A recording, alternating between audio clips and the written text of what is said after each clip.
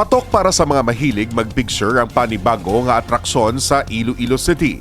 Ini ang Flower Garden sa Barangay Nabitasan, La Paz kag Commissioner Efrain Treñas Boulevard. Huwebes ang ginpangunahan ni Mayor Jerry Treñas ang turnover ceremony sang proyekto.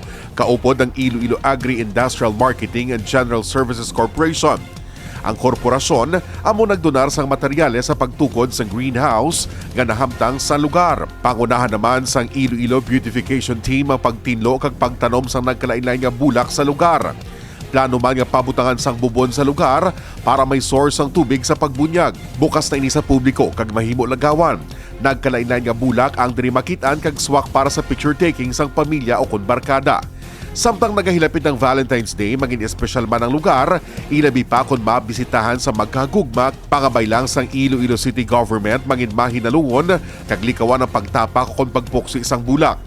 Makabulig man kung hindi malipat sa safety protocol samtang nagalagaw, kangay na lang sa pagsuksok sang mask sa tanan nga oras, pagdistansya sa isig kapareho, kag paggamit sang alkohol. Tinutuyo ni Mayor Jerry Treñas nga mahatagan sang lugar ang mga Ilonggo sa rin silang safe kag maka-enjoy kag makapaliwaliwa.